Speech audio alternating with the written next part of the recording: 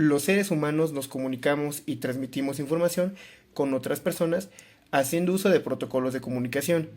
Algo similar ocurre en la informática. Los equipos que forman parte de un sistema de interconexiones cumplen un conjunto de normas, red y pautas que hacen que la comunicación sea efectiva, lo cual se conoce como protocolo de red. En otras palabras, se puede decir que un protocolo de red hace referencia a normas y criterios que fijan cómo deben de comunicarse entre sí los distintos componentes de un sistema informático. Es por eso que el tema del video de hoy son los protocolos de red. Primero aprenderemos un poco qué son los protocolos de red, cuáles son los más importantes y cómo los usamos en el día a día. Para empezar, vamos a ver qué es un protocolo de red. Se dice que para que la comunicación sea posible deben de existir elementos fundamentales, un origen, destino y medio o el canal en el cual se transmite el mensaje. Siempre que se envía o transmitimos información, es importante identificar quién lo hace, hacia dónde se envía y tener el método de comunicación acordado. En este caso, el idioma en el que se transmite tiene que ser entendido por ambas partes. Tienen que conocerse en el momento preciso en el que se debe realizar la comunicación para que ésta sea recibida y conformada correctamente. Además de lo anterior, los protocolos rigen la forma de la cual los mensajes se encapsulan, el formato en que van a tomar cuando viajan por la red y su tamaño, dependiendo del protocolo que utilicen. En muchas ocasiones, en este caso, queremos enviar o transferir archivos de gran tamaño por la red, pero no podemos hacerlo al completo.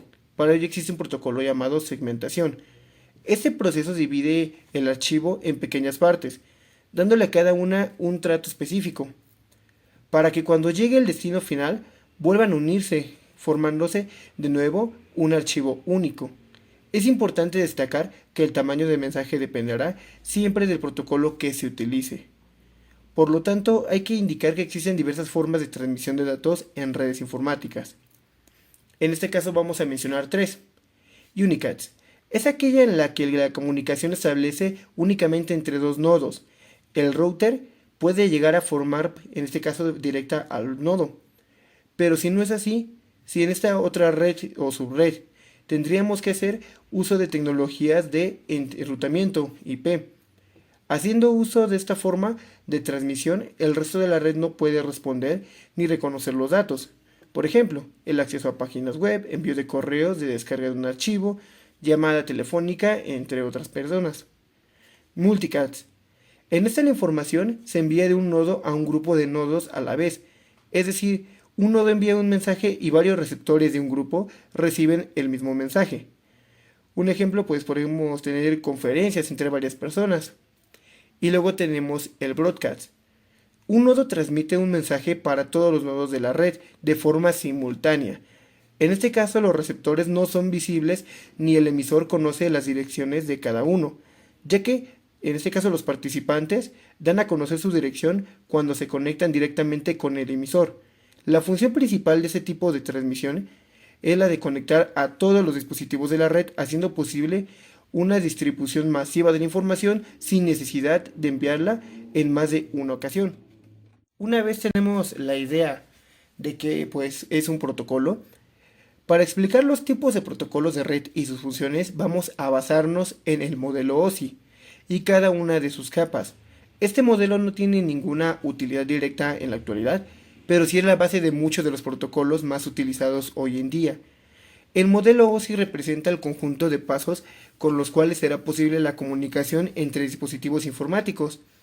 Este se encuentra formado por 7 capas, las cuales se leen desde la parte superior a la inferior cuando el mensaje va a salir, y al contrario, cuando el mensaje llega, se lee de la parte inferior a la superior.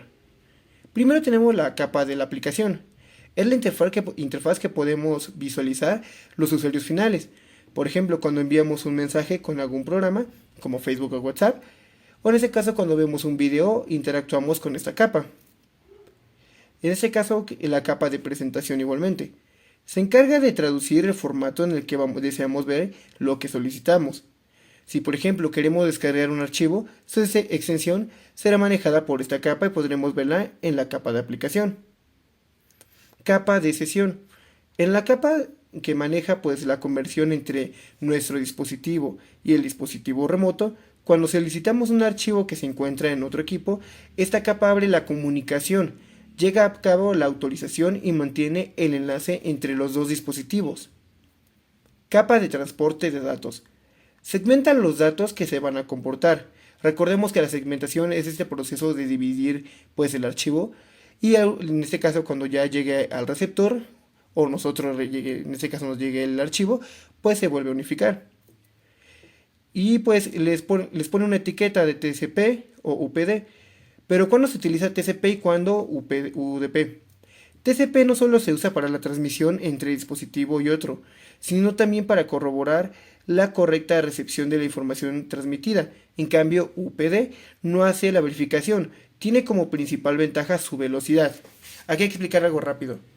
Si nosotros en el momento de querer pues enviar un archivo lo usamos por medio de UPD, él lo hace de una manera pues más rápida y no hace una verificación de los datos. A lo mejor puede ser de que ahora sí que el archivo llegue de una manera incompleta. Es un riesgo que podemos pues tener con UPD. En ese caso pues distinto con TCP, sí se verifican los datos primero. Cuando nosotros enviamos un archivo por medio de TCP, el archivo de ley va a llegar 100% completo sin ningún fallo. Y obviamente pues es más lento. El archivo va a tardar en llegar pues un poquito más de tiempo, pero pues es más necesario a mi punto de vista usar TCP, pues más que nada para el perfecto control. Pero claro, es dependiendo de la situación. No sé, por ejemplo, si queremos enviar un archivo de último momento, pues obviamente tendremos que usar UPD y corremos el riesgo de que nos llegue completo, pero no sabremos si llegó o no hasta que la otra persona lo reciba. La capa de red determina la mejor ruta para enviar los paquetes por la red. Es la encargada de que los datos transmitidos salgan y lleguen al destino. Aunque los dispositivos no se encuentran conectados directamente entre sí, también se le conoce como la capa de direccionamiento lógico. Aquí pues también podemos encontrar el protocolo de IP, por ejemplo. Capa de red o de datos. En este caso recopila la información de todas las capas superiores y las traduce en información binaria para que pueda ser enviada por la capa física, que también se le conoce como la capa de direccionamiento físico. Capa física. Envía información binaria por distintos medios de la red, cables o Wi-Fi, por ejemplo. Se encarga, tal y como su nombre indica, de la conexión física entre los dispositivos de una red y no lleva, en ese caso, a cabo ningún tipo de direccionamiento físico ni lógico. Para que los dispositivos se comuniquen entre sí, se deben ejecutar el mismo conjunto de protocolos. Pero, en un proceso de transmisión de información, ¿de qué se encargan estos protocolos? Pues se encargan de dar formato y estructurar los mensajes, codificación de los mensajes, formato y encapsulación de los mensajes, tamaño del mensaje, en este caso la temporalización del mensaje y opciones de entrega del mensaje. Una vez teniendo este concepto básico de lo que es un protocolo y cómo funciona, pues ya me gustaría comentar algunos protocolos con una breve explicación de lo que son. Primero vamos a empezar con el ERP, en este caso Address Resolution Protocol. El protocolo ARP para las redes IPv4 es uno de los protocolos fundamentales de Internet y de las redes locales. Este protocolo también trabaja junto con el protocolo IP para mapear direcciones IP en relación a las direcciones de hardware utilizados por un protocolo de enlace de datos. A estas direcciones de hardware se les denomina direcciones MAC. Estas direcciones sirven como de código de identificación para cada una de las interfaces de red de los dispositivos ARP que operan en el medio de la capa de red y en la capa de acceso medio. Este protocolo se aplica cuando se utiliza un protocolo IP sobre Ethernet. Muy bien, hablemos sobre el Internet Protocol o IP. Los protocolos de Internet son un conjunto de reglas que determinan de manera en que se transmiten los datos a través de la red. El protocolo de IP es un estándar que en este caso con especificaciones respecto a cómo deben de funcionar los dispositivos conectados que se entregan a Internet. Por un par de razones el direccionamiento y el routing. El direccionamiento consiste en asegurar que cualquier dispositivo conectado a una determinada red cuente con una dirección IP única. Así se podrá conocer el origen y el destino de los datos en tránsito y por el otro lado el routing determina el camino por el cual el tráfico debe transferir teniendo como base la dirección IP. La tarea de routing, en este caso, es realizada mediante los routers. No solamente es que tenemos en nuestro hogar, sino los routers de los operadores, a su vez de varios protocolos interactuando con IP para combinar comunicación en cualquier red. También tenemos el Internet Control Message Protocol o ICMP. Este protocolo ayuda al proceso de control de errores. Esto es así ya que el protocolo IP por defecto no cuenta con un mecanismo para la gestión de errores en general. ICMP es utilizado para soporte de errores y consultas de gestión. Es un protocolo utilizado por dispositivos como routers para enviar mensajes de errores e información relacionada a los operadores. Por ejemplo, puede informar que el servicio solicitado no se encuentra disponible o que un host o router no pudo ser localizado. Este protocolo pues se encarga justo por encima del protocolo IP en la capa de protocolos TCP. El protocolo ICMPv6 para las redes IPv6 también existe y tiene muchas más funciones que el protocolo ICMP. Para las redes IPv4, por ejemplo, gracias al protocolo ICMPv6, vamos a poder obtener una dirección IPv6 a través del Slack. Este protocolo es el encargado de proporcionar los mensajes de NDP, que son Network solicitados, y en este caso de Network Advertisement Router Solicitation. También tenemos el protocolo TCP. Es el medio de IP para garantizar los datos de transmisión de manera adecuada a través de Internet, ese que mencionábamos hace rato. Su función principal es asegurar que el tráfico llegue a su destino de una manera confiable. Esta característica de confiabilidad no es posible lograrla únicamente pues, por el medio de IP. Otras funciones de TCP son que no se permiten los paquetes de datos, control del orden de los paquetes de datos, control de una posible saturación que llegue a experimentar y que previene el depuramiento de paquetes. También tenemos UDP, User Datagram Protocol. A diferencia del protocolo TCP, UDP no es tan confiable. Esto no cuenta con posibilidad de realizar revisiones en búsqueda de errores o correcciones de transmisión de datos. Sin embargo, hay ciertas aplicaciones en donde UDP es más factible de utilizar en vez de TCP. Un ejemplo de esto es una sesión de juegos en línea, en donde UDP permite que los paquetes de datos, pues en este caso descarten sin posibilidad de reintentos. Vamos a poner un ejemplo rápido, como aquí menciona de los videojuegos, digamos. Cuando nosotros estamos jugando videojuegos online suele pasar de que cuando tenemos lag, en este caso un ping arriba, digamos, de los 200, en este caso MC, pues hay veces que nosotros vemos como los píxeles se van desfragmentando dentro del videojuego. Y esto es porque no nos está llegando completamente el archivo. Es por eso que el UDP pues es más factible, ya que si jugáramos online con TCP, sí nos llegaría todo el paquete, pero no estaríamos en un juego en línea con demás personas, sino que tendríamos un juego retrasado. En cambio, UDP pues nos permite jugar al mismo tiempo simultáneamente con otras personas, aunque pues llegue a suceder este tipo de errores, de fragmentación de píxeles, puede haber un bugueo en el juego, pero son riesgos que se toman con este protocolo. También tenemos HTTP. Es un protocolo que permite que los navegadores y servidores web se comuniquen adecuadamente. Este es utilizado por navegadores web para solicitar archivos HTML de parte de los servidores remotos. Así, los usuarios podrían interactuar con dichos archivos mediante la visualización de páginas web que cuentan con imágenes, música, videos y texto. Igualmente tendremos el DNS, Dominion Name System.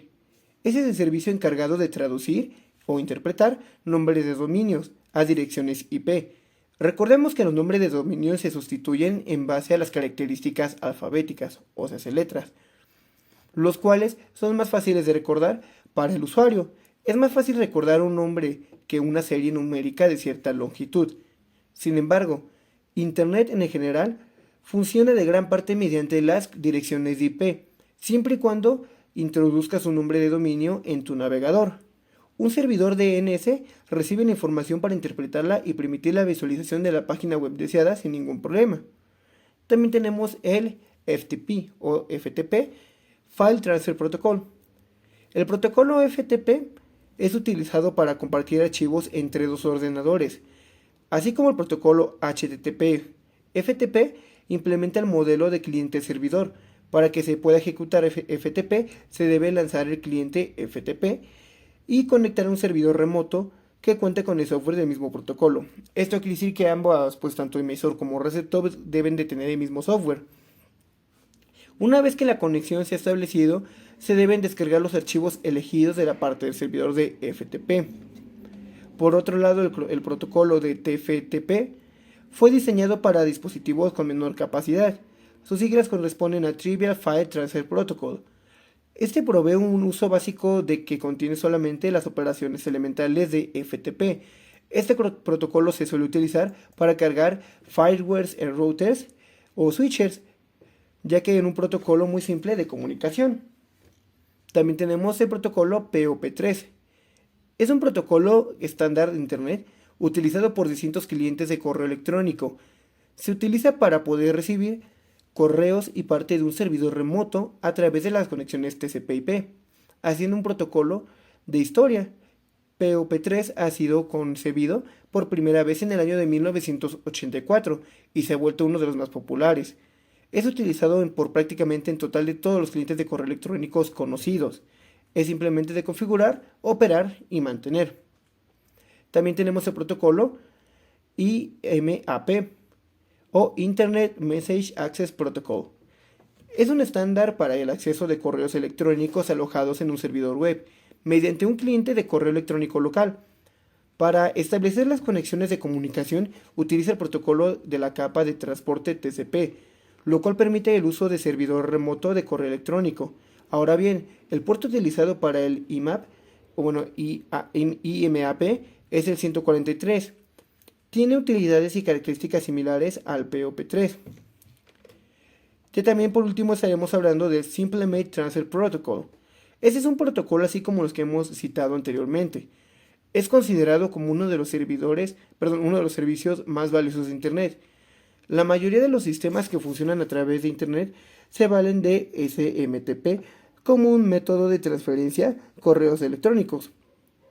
El cliente que quiere enviar un correo electrónico estableciendo una conexión TCP al servidor SMTP, después envía el mensaje a través de dicha conexión. El servidor siempre está en un modo de listening, que en este caso tan pronto se hace eco de la conexión TCP, el proceso SMTP inicia su conexión mediante su puerto asignado, que es el número 25. Una vez que haya establecido exitosamente la conexión TCP, el cliente puede dar el envío automático de correo electrónico sin ningún problema. Todos estos protocolos mencionados engloban en la mayor parte lo que es la gran mayoría de protocolos. Hay muchísimos protocolos, no mencionamos su totalidad, ya que pues nos podremos extender en este video hasta más de una hora explicando brevemente cada uno de los protocolos. Estos a mi consideración fueron los más importantes, los que más caracterizan lo que es el Internet hoy en día y es por eso que fueron elegidos. Ya para culminar este video me gustaría dar una conclusión. Y es de que nosotros a veces pensamos que una comunicación entre lo que es una computadora, un cliente a un servidor, pues es muy básica. Y no tomamos en cuenta todos estos protocolos. Esto lo menciono porque una vez que nosotros tenemos en cuenta cada uno de los protocolos y los sabemos usar, no solamente tendremos una comunicación más efectiva entre lo que es la computadora y el servidor, sino que también lo que es nuestra área laboral como ingenieros va a mejorar muchísimo. Y no solo eso, ya que teniendo en cuenta todos estos protocolos y sabiéndose utilizar, como ya mencioné anteriormente, pues podremos manejar de muchísimo mejor manera el Internet. No podremos arriesgarnos a que nos llegue a caer un virus, por ejemplo. Ahora sí que no solamente como emisores estaríamos sirviendo, sino también como receptores, ya que pues podremos conocer todos estos beneficios que nos dan en este caso los protocolos, y al momento de saber usarlos, pues nos vamos a defender de un firewall, en este caso de un virus, de lo que pues de algún ataque cibernético nos podremos defender sin ningún problema, ya que conocemos los protocolos. Y bueno, más que nada esta es mi conclusión de este video. Espero que haya sido del agrado. Y pues más que nada que también la información que yo les acabo de brindar sea, digamos, un poquito entendible. A lo mejor no fue de la mejor manera redactada, pero pues yo siento que para empezar a conocer los protocolos es un video básico que nos puede ayudar muchísimo. De antemano le agradezco la atención a todos por ver este video y pues que desearles que tengan un buen día. Hasta luego.